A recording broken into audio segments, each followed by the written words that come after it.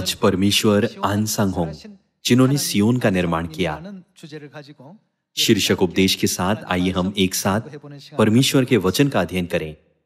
वर्तमान में इज़राइल और फिलिस्तीन के बीच महत्वपूर्ण तनाव है। इस वजह से संयुक्त राष्ट्र और पूरी दुनिया चिंतित है। क्या इससे तीसरा विश्व युद्ध छिड़ सकता है? कोरिया कोई अपवाद नहीं है। हम अनिश्चित परिस्थितियों में हैं। इसके अलावा जिस दिन इज़राइल पर बमबारी की गई थी, उस दिन अफगानिस्तान में भूकंप आया था। हालांकि भूकंप के बारे में खबरों पर ज्यादा ध्यान नहीं दिया जा रहा है।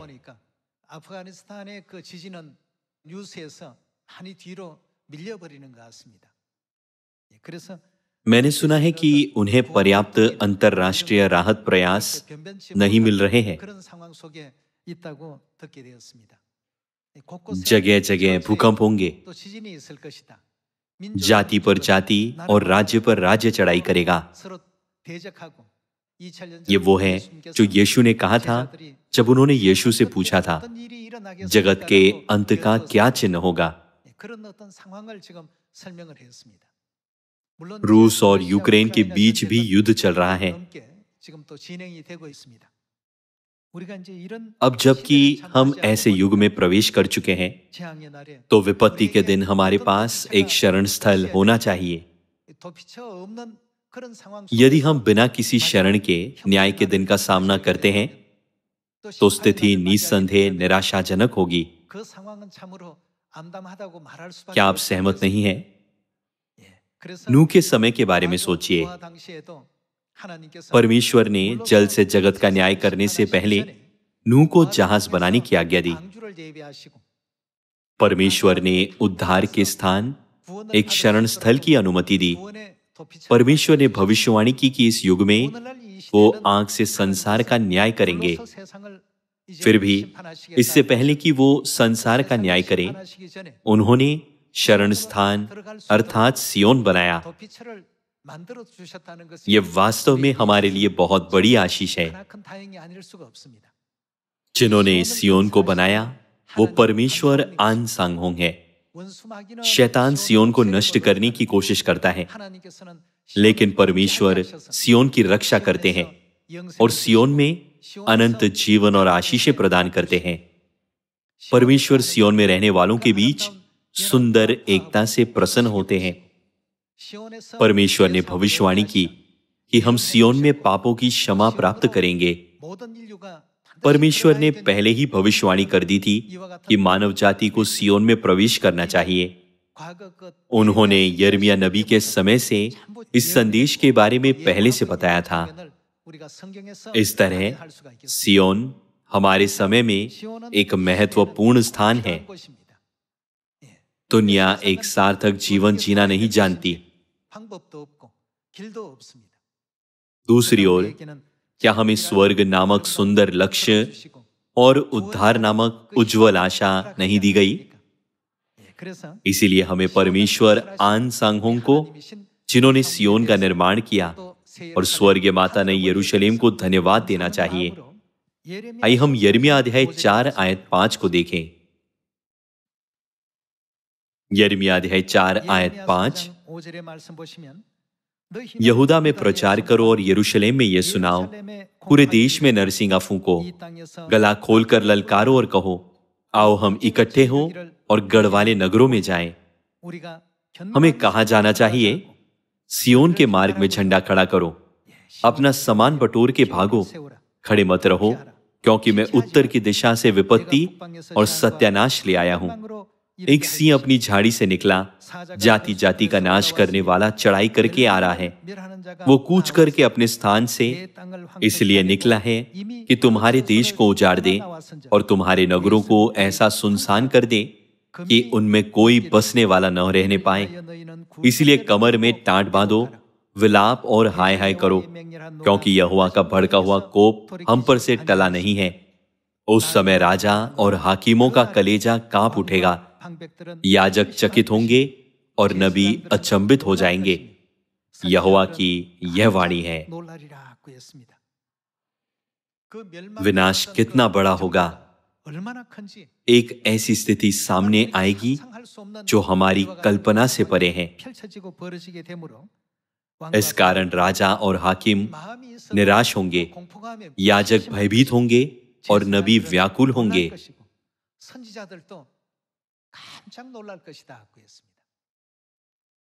ऐसे समय में परमेश्वर हमें कहां जाने के लिए कहते हैं? वो कहते हैं, बिना देर किए सियोन में प्रवेश करो।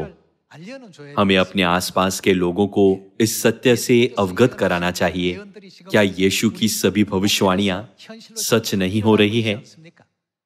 भले ही लोग इसे पूरा होते देख रहे हैं, लेकिन वे सोचते हैं, ठीक है, ये आखिरकार रुक जाएगा। सभी लोगों, हमें घटनाओं को भविष्यवाणी की आंखों से देखना चाहिए और समझना चाहिए कि वे धीरे धीरे बाइबल की भविष्यवाणियों को पूरा कर रहे हैं। फिर हमारे लिए सियोन को किसने स्थापित किया? सबसे पहले आइए हम परमेश्वर के बारे में अध्ययन करें, जिन्होंने सियोन की स्थापना की। क्या आप सभी जानते हैं कि एक आत्मिक सियोन और एक शारीरिक सियोन है? शारीरिक सियोन को इज़राइल के दूसरे राजा दाऊद द्वारा स्थापित किया गया था। आत्मिक सियोन मसीह भविष्य सूचक दाऊद द्वारा स्थापित किया गया है। आइए हम पुराने नियम की भविष्यवाणियों से शुरू करते हुए दाऊद और यीशु मसीह के बारे में अध्ययन करें। आइए हम यहेजकेल अध्याय 37 पर जाएं। आइए हम यहेजकेल अध्याय 37 आयत 24 पर एक नजर डालें। मेरा दास दाऊद उनका राजा होगा और उन सबों का एक ही चरवाहा होगा। वे मेरे नियमों पर चलेंगे और मेरी विधियों को मानकर उनके अनुसार चलेंगे। वे उस देश में रहेंगे जिसे मैंने अपने दास याकूब को दिया था और जिसमें तुम्हारे पुरखा रहते थे। उसी में वे और उनके बेटे पोते सदा बसे रहेंगे और मेरा दास दाऊद सदा उनका प्रधान रहेगा। मैं उनके साथ शांति की वाचा बांधूंगा, वो सदा की वाचा ठहरेगी और मैं उन्हें स्थान देकर गिनती में बढ़ाऊंगा और उनके बीच अपना पवित्र स्थान सदा बनाए रखूंगा। मेरे निवास का तंबू उनके ऊपर तना रहेगा और मैं उनका परमेश्वर हूंगा और वो मेरी प्रजा होंगे। यहां ये लिखा है, दाऊद सदा उनका प्रधान रहेगा। और लूका अध्याय 1 के अनुसार ये दाऊद यीशु मसीह को दर्शाता है ना? आइए हम इसकी पुष्टि करें। आइए हम लूका अध्याय 1 आयत 31 पर जाएं।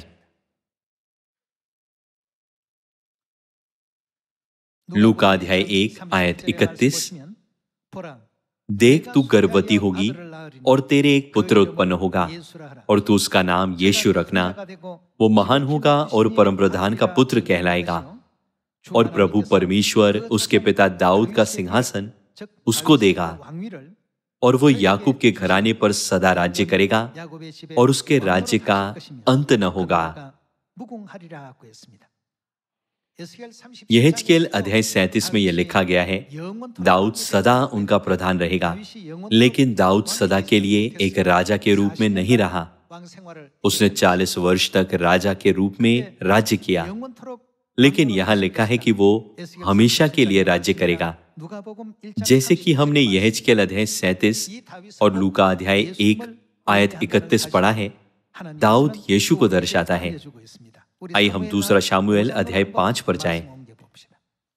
आइए हम दूसरा शामुएल अध्याय 5 आयत 3 देखें।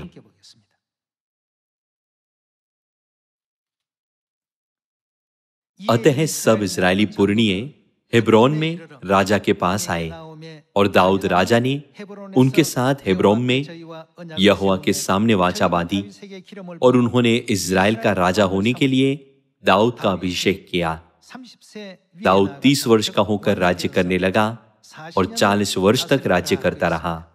आइए हम आयत 7 पर जाएं। आयत 7, तो भी दाऊद ने सियोन नामक गढ़ को ले लिया। उसने सियोन गढ़ को जीत लिया। वही दाऊदपुर भी कहलाता है। इस प्रकार राजा दाऊद का इतिहास तब शुरू हुआ जब उसने सिय्योन गढ़ पर विजय प्राप्त की। अंततः दाऊद आने वाले यीशु मसीह का एक भविष्य सूचक रूप था। अब आइए हम यशाया अध्याय 33 पर जाकर सिय्योन के आत्मिक महत्व को जानें, जिस पर दाऊद ने विजय प्राप्त की। बाइबल में छाया और वास्तविकता के बीच का संबंध है। यदि एक शारीरिक दाऊद और एक शारीरिक सिय्योन है, तो आत्मिक दाऊद और आत्मिक सिय्योन भी है। आइए हम सिय्योन के मामले के बारे में यशाया अध्याय 33 आयत 20 की जांच करें। अध्याय 33 आयत 20। हमारे पर्व के नगर हमें कहां दृष्टि करनी चाहिए? सिय्योन। आत्मिक रूप से सिय्योन उस स्थान को संदर्भित करता है जहां परमेश्वर के पर्व मनाए जाते हैं।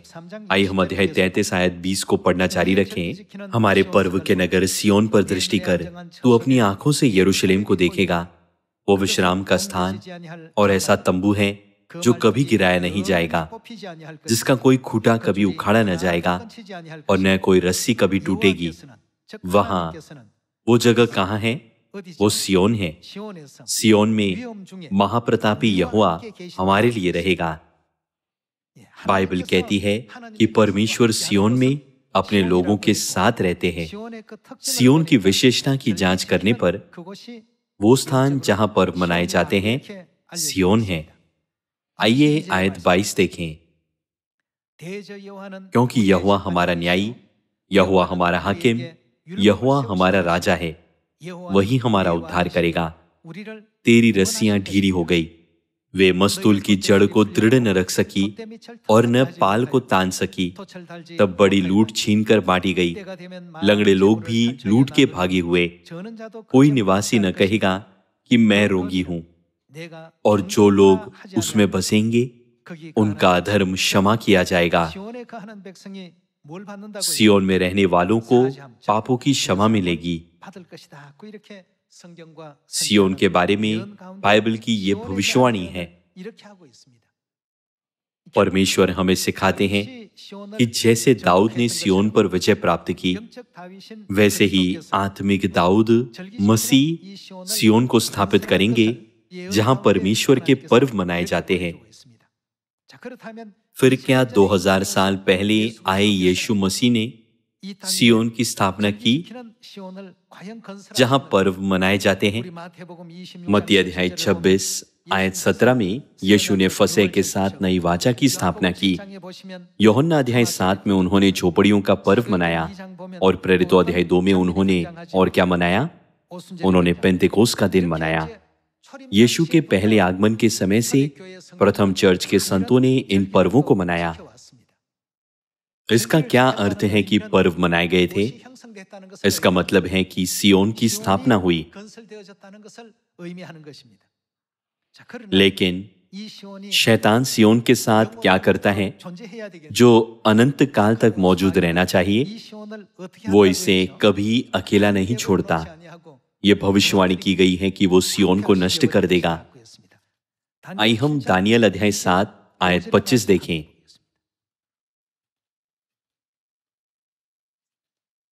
दानियल अध्याय 7 आयत 25। और वो परम प्रधान के विरुद्ध बातें कहेगा। यहां परम प्रधान क्या परमेश्वर को संकेत नहीं करता है?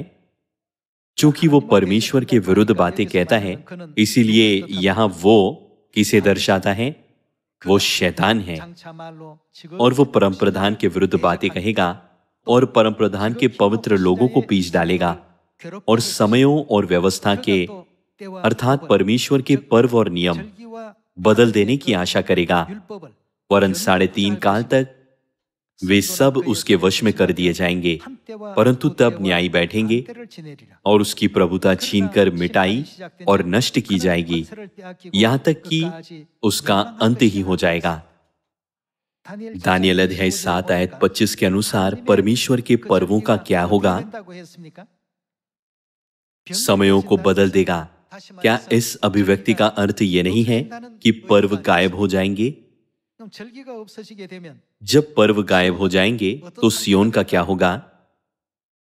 इसे नष्ट कर दिया जाएगा। 될 것입니다. जैसे कि बाइबल ने भविष्यवाणी की थी, 321 ईस्वी में सबत का दिन नष्ट कर दिया गया था और 325 ईस्वी में फसह को नष्ट कर दिया गया था।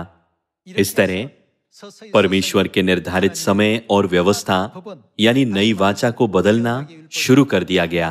변질되어 버리고 변경되는 आत्मिक दृष्टिकोण से ये सियोन को नष्ट करने का कार्य था। आइए हम यशाया अध्याय 51 खोलें।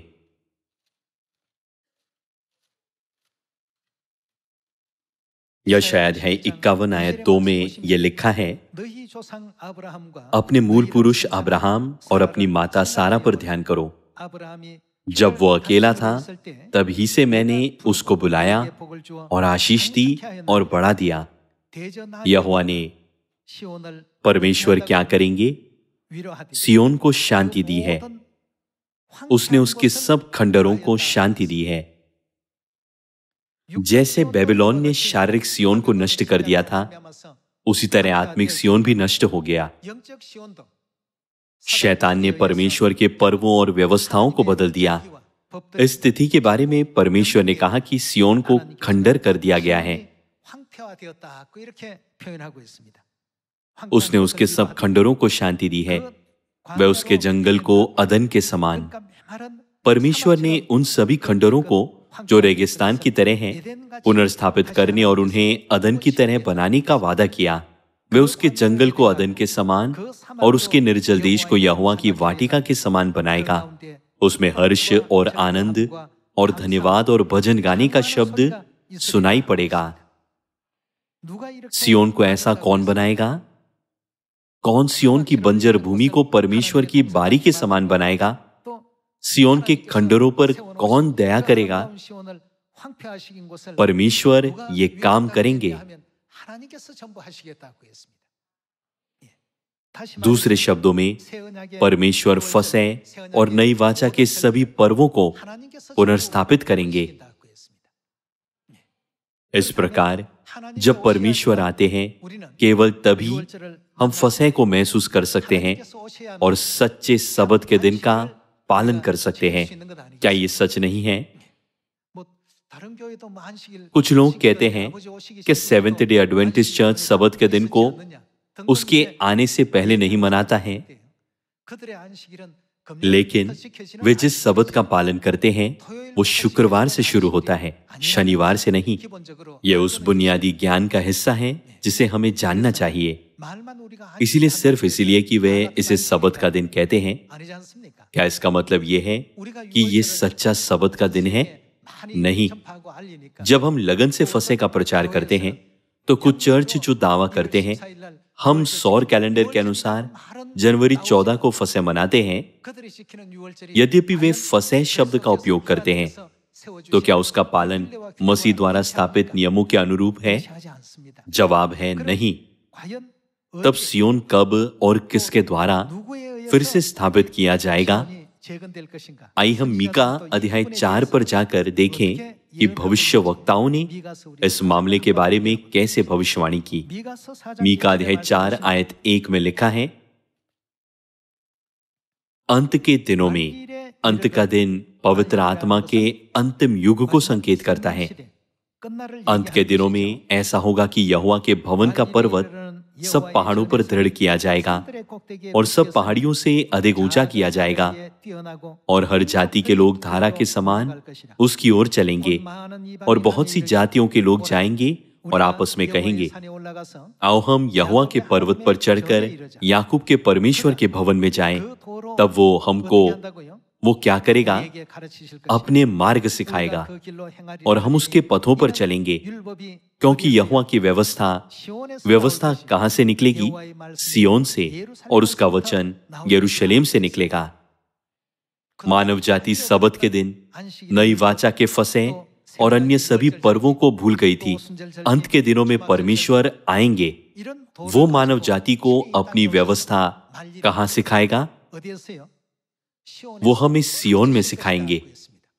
ये तथ्य की व्यवस्था सियोन से निकलती है का अर्थ है कि सियोन की पुनर्स्थापना की गई है। सियोन उजड़ा हुआ नहीं रहेगा, परंतु पुनः स्थापित किया जाएगा। वहां हमें कौन सिखाएगा? वो हमको अपने मार्ग सिखाएंगे। परमेश्वर हमें सत्य सिखाएंगे ताकि हम पूरी समझ प्राप्त कर सकें। जब तक परमेश्वर नहीं आते, कोई भी सबत के दिन को ठीक से नहीं मना सकता। कोई भी पूरी तरह से फसह का पर्व नहीं मना सकता। जब तक परमेश्वर नहीं आते, तब तक कौन 3 बार में 7 पर्वों को पुनर्स्थापित कर सकता है? भविष्यवाणी के अनुसार मसीह आनसांग होंग सत्य लेकर आए। जहां तक बाइबल की भविष्यवाणियों का सवाल है, भविष्यवाणी के नायक के अलावा कोई भी यह भूमिका को पूरी नहीं कर सकता है। ऐसा इसीलिए है क्योंकि परमेश्वर ये सब व्यवस्थित करते हैं। जैसे परमेश्वर के अलावा कोई और हमारे लिए जीवन का वृक्ष नहीं ला सकता, वैसे ही ये किसी के कहने की बात नहीं है। मैं भी एक सियोन स्थापित कर सकता हूं। सभी लोगों, ऐसा कभी नहीं होता। यदि सियोन जो एक बार नष्ट हो गया था का पुनर्निर्माण किया जाता है, तो कोई अन्य सियोन स्थापित नहीं किया जा सकता है। यह एक घटना और भविष्यवाणी है जिसे केवल परमेश्वर के द्वारा एक बार पूरा किया जा सकता है। यहोवा की व्यवस्था सियोन से और उसका वचन यरूशलेम से निकलेगा। मीका अध्याय 4 में नबी ने भविष्यवाणी की थी कि परमेश्वर फिर से आएंगे और नई वाचा के नियमों को पुनर्स्थापित करेंगे। निश्चय ही वो जो इस कार्य को पूरा करते हैं, वो हमारे परमेश्वर हैं। क्या ये इस तरह से यशाया अध्याय 25 में स्पष्ट रूप से नहीं लिखा गया है? यह लिखा है, निश्चय ही ये हमारा परमेश्वर है, हमने उस पर भरोसा किया और उसने हमें बचाया। आइए एक और भविष्यवाणी की जांच करें जिसमें कहा गया है कि परमेश्वर सियोन को स्थापित करेंगे। भजन संहिता अध्याय 102, भजन संहिता के अध्याय 102 आयत 16 में लिखा है, क्योंकि यहोवा ने वो किसका पुनर्निर्माण करेंगे? सियोन को फिर बसाया है। सियोन का पुनर्निर्माण कौन कर सकता है? केवल परमेश्वर ही इस भविष्यवाणी को पूरा कर सकते हैं। यीशु को इस पृथ्वी पर आए और स्वर्गारोहण हुए 2000 वर्ष हो चुके हैं। इन 2000 वर्षों के दौरान अनगिनत लोगों ने बाइबल का अध्ययन किया और पुस्तकों और पत्रों के माध्यम से अपने विचार प्रस्तुत किए। फिर भी एक भी व्यक्ति ने फसह या 3 बार में 7 पर्व मनाने की आवश्यकता का उल्लेख नहीं किया। ऐसा क्यों है? किसे आना चाहिए? केवल परमेश्वर ही सत्य को पुनर्स्थापित कर सकते हैं और हमें सत्य सिखा सकते हैं। इसीलिए यह लिखा है, क्योंकि यहोवा ने सियोन को फिर बसाया है और वो अपनी महिमा के साथ दिखाई देता है। क्या होगा जब परमेश्वर सियोन का पुनर्निर्माण करेंगे? अपने महिमा में प्रकट होंगे और अंत के दिनों में अपने लोगों को अपना मार्ग सिखाएंगे। आइए आयत 17 देखें। वो लाचार की प्रार्थना की ओर मुंह करता है और उनकी प्रार्थना को तुच्छ नहीं जानता। ये बात आने वाली पीढ़ी के लिए लिखी जाएगी और एक जाति जो सिरजी जाएगी वही यहाँ की स्तुति करेगी। आइए हम आयत 19 के साथ जारी रखें। क्योंकि यहोवा ने अपने ऊंचे और पवित्र स्थान से दृष्टि करके स्वर्ग से पृथ्वी की ओर देखा है, ताकि बंदियों का कराहना सुने और घात होने वालों के बंधन खोले और सियोन में यहोवा के नाम का वर्णन किया जाए और यरूशलेम में उसकी स्तुति की जाए। ये उस समय होगा जब देश देश और राज्य राज्य के लोग यहोवा की उपासना करने को इकट्ठा होंगे। हम भजन संहिता की भविष्यवाणी को देख रहे हैं कि लोग परमेश्वर के पास आएंगे जिन्होंने सियोन को बनाया और उनकी महिमा करेंगे। आइए हम भजन संहिता अध्याय 87 पर जाएं। भजन संहिता अध्याय 87 आयत 5। और सियोन के विषय में यह कहा जाएगा, अमुक अमुक मनुष्य उसमें उत्पन्न हुआ था और परम प्रधान कौन है? वो परमेश्वर है। परमेश्वर आप ही उसको स्थिर रखें। ये कुछ ऐसा है जो केवल परमेश्वर ही कर सकते हैं। उन्होंने ये कार्य स्वर्गदूतों या किसी अन्य स्वर्गीय प्राणी को नहीं सौंपा। परमेश्वर ने कहा कि वो स्वयं आकर सियोन को स्थापित करेंगे। इसीलिए क्या वो हमें नई वाचा का सत्य 3 बार में 7 पर्व नहीं देते? क्या स्वर्गीय पिता और स्वर्गीय माता ने सियोन की संतानों को अनंत जीवन का बहुमूल्य वचन नहीं दिया? इस कारण से ये लिखा है, परम प्रधान आप ही उसको स्थिर रखें। आयत 6, यहोवा जब देश देश के लोगों के नाम लिखकर गिन लेगा, तब ये कहेगा, ये वहां उत्पन्न हुआ था। गवैये और नृतक दोनों कहेंगे, हमारे सब सोते तुझी में पाए जाते हैं। आज हमें नई वाचा के सभी पर्वों की अनुमति देने के लिए हमें स्वर्गीय पिता मसीह आनसांगहोंग और स्वर्गीय माता नई यरूशलेम को महिमा और स्तुति देनी चाहिए। यदि परमेश्वर इस पृथ्वी पर नहीं आते तो क्या सियोन की स्थापना होती? सियोन कभी अस्तित्व में नहीं हो सकता था। अब दुनिया के विभिन्न हिस्सों में सभी प्रकार की आपदाएं आ रही हैं और हम एक अनिश्चित स्थिति में रह रहे हैं।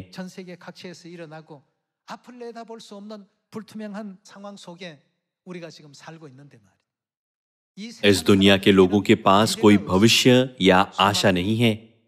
इसीलिए पिता आनसांगहोंग और स्वर्गीय माता ने मानव जाति पर दया की और परमेश्वर के पर्वों के नगर सियोन की स्थापना की। तेरे निकट 1000 और तेरे दाहिनी ओर 10,000 गिरेंगे, परंतु विपत्ति तेरे पास न आएगी।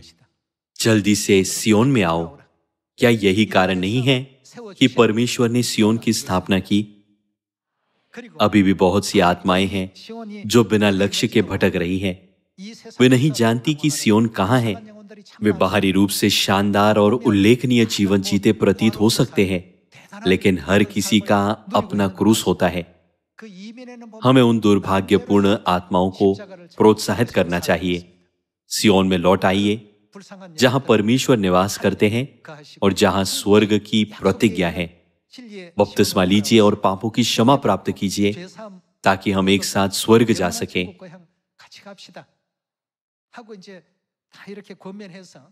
मैं आप सभी से, जिन्हें पहले बुलाया गया है, सभी लोगों का मार्गदर्शन करने के लिए ईमानदारी से कहता हूं, ताकि पश्चाताप करने वाले लोग सत्य में इस पवित्र स्थान में लौट सकें। इसके द्वारा मैं उपदेश को समाप्त करना चाहूंगा। आपका बहुत बहुत धन्यवाद।